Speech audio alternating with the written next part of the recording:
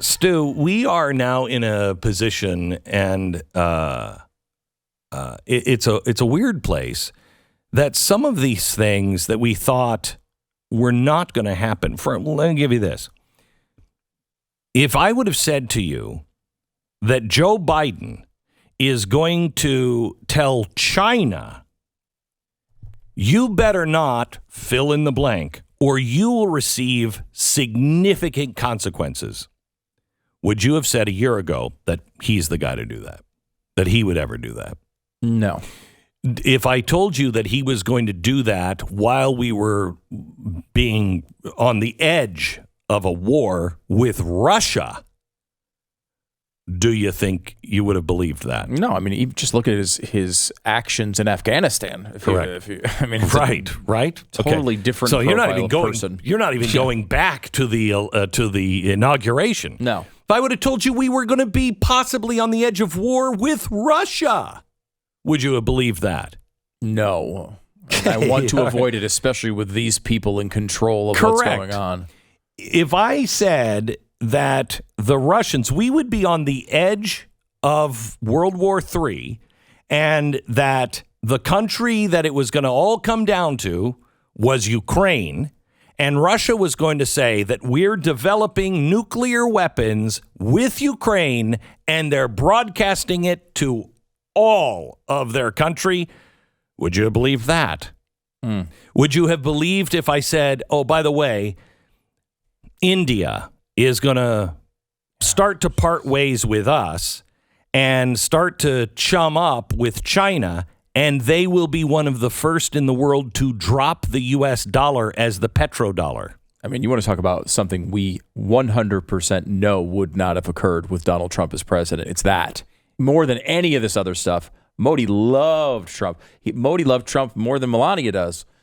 So there's no way he would be doing that in this situation.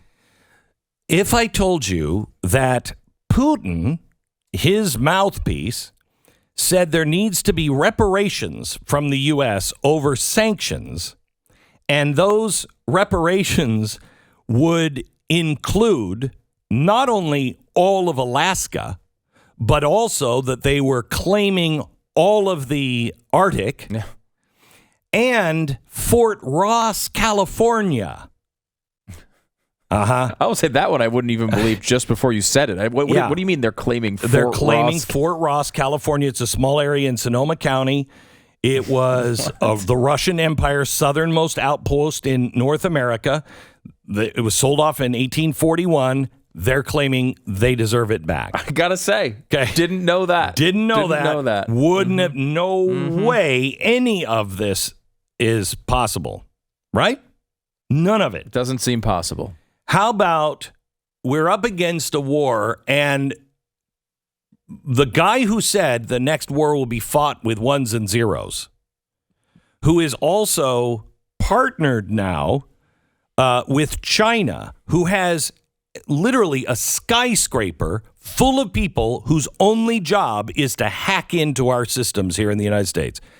If I told you we were on the edge of war and no one had hacked into our systems to shut things down, but Anonymous has hacked into the Russian, Ukrainian held by the Russians power plant. Okay, how many things do we have to say that you wouldn't have believed a year ago before you start to say, I can't say that will never happen? I'm not asking you to believe anything. I'm just asking you to think differently. Forget even the last month. Just the COVID experience has convinced me now that you just can't rule things out. You can't completely rule things out. You can play probabilities still and still be right, being skeptical of the worst case scenarios often. But you can't rule things out. After going through that, I don't think I'll ever do it again. So on COVID, I said in that January before it hit here, don't fear the virus, fear the economic consequences that are going to come from it. And at that time, I said, look at, they're locking people into their houses. Quote, that would never happen here, right? It did. It did. Here's one thing that I'll share with you that is a massive change in me. Massive change. For 20 years, I've been trying to put a puzzle together without even knowing what the puzzle pieces were. I remember when I first started this, I put up on my chalkboard in my office, okay, what are the things that if you were going to have a revolution, you would need to have? You'd need to have control of the financial sector. You'd need to have control of the schools. You'd need to have control of the police force, the army. I had like 12 or 15 items up on the board, and most of them I thought not going to happen. They have all happened now, but I've looked at all of those things and I've tried to piece the puzzles together. I mean, you've watched me do it for 20 years. Okay, the Tides Foundation, but who's really behind the Tides Foundation and how does that work? And oh my gosh, George Soros, we keep finding him here. Here's Hillary Clinton, but what does that mean? How is the Weather Underground involved again? What happened there? And we would find the same people over and over again. I continued to do that.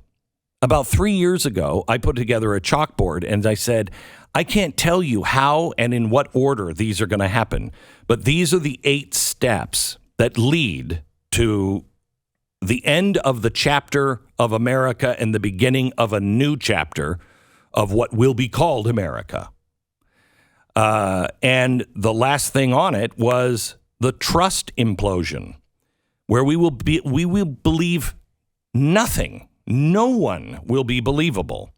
And there'll be a trust implosion. And that's when the real trouble begins, because all of the big players begin to unite and our enemies across the sea see us as weak and they begin to unite. And I said at the time, then a war will come, because war always comes in these times, because it's the easiest way to reset everything without everyone going crazy. Okay, you do it in peacetime, you can't do that. You need a crisis. And a war is the only thing that can go on and on and on, that by the time you're done with it, you don't even remember who you were. You just are glad that it's no longer happening. Okay? Something has changed in me in the last 2 weeks. And that is this. I'm no longer I'm no longer driven to look for the pieces other than the pieces of timing. Since I started doing the research for the book, The Great Reset, 2 years ago, that has everything in it you need. That is the story. That is how it's going to happen. Period. It is. I don't know what's going to come first. I don't know how they're going to deal with it, et cetera, but I'm no longer looking for instance, tonight's show on BLM. Why would I do BLM now? Why am I exposing BLM? You will understand BLM and what it was really about, and you will see it through the eyes of the Great Reset for the first time, and everything makes sense. Every bit of that makes sense. It is remarkable. And by the way, who's coming in to clean up BLM? Do you know they don't even have an office? We don't know how much money they even really made. Nobody really has a handle on that. Everything's sketchy. We don't know who's even running it. We know that they have at least $90 million. Who's even running it? It's a fascinating story, but we do know who's coming in to clean it up. Mark Elias. Know who he is? He's the guy who oversaw the Steele dossier. He's the guy who was the Clinton conduit that did all of that. He's the guy who went into every blue state and said, change the election law. Let's get these Facebook things into your town. He's that guy. Plus another Clinton advisor. Wait until you see this tonight. It'll blow your mind. Anyway, the thing that has changed in me is I'm no longer driven, and believe me, it's not something I can stop. I'm not driven to figure it out anymore. for the very first time, and this came to me completely unexpectedly and kind of freaked me out. I've been looking for 20 years. What is it going to look like when it comes? I haven't had a second to think, what does it look like after? And I've known, these things are going to be, part of it, but I haven't looked at like my life, your life. I can speak generally what it's going to look like, but how does the individual handle this? What is their life going to be like? That's where I am now. And that's a big deal for me, at least. That's a massive tripwire for me because I don't know the timing.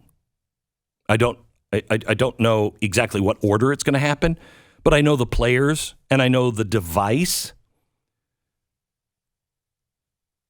And that's where I would like to see anybody who's willing to go there to start going there.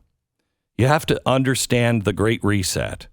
And again, tonight we'll go over the BLM aspect. And when you look at it and you understand the Great Reset, you're like, oh my gosh, how did we not? If we would have had the Great Reset as the decoder ring, we would have seen so much.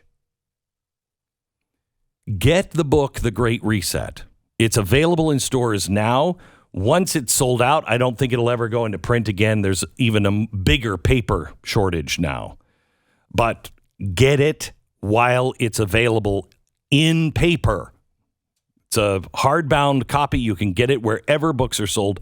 Get it now. And when you get there and you understand and you can at least, you don't have to believe that a new digital programmable currency coming, that's crazy. When you can say to yourself, I cannot dismiss anything as crazy anymore because everything I thought was crazy has already happened. Do I need to remind you? The Pentagon verified alien spacecrafts. Okay? Do I need to remind you of that? Probably, because most people are going, every time I say that to somebody, they're like, what? When? During COVID. Nobody paid attention. It's like something that we thought, well, what would happen to religions if we found out that there was aliens? What would happen to the society? And would we all buy? Nothing. The answer is nothing. Nothing would happen. When we verify, nothing would happen. So don't tell me that something is too crazy to think about. It is only those who think out of the box entirely that will make it through and be able to lead others. Do not put your faith in man. Do not put your faith in a party. Do not put your faith in me or whatever. Everything could be gone tomorrow. Man will always disappoint you. Put all of your faith in God. Think out of the box. And we'll make it to the other side.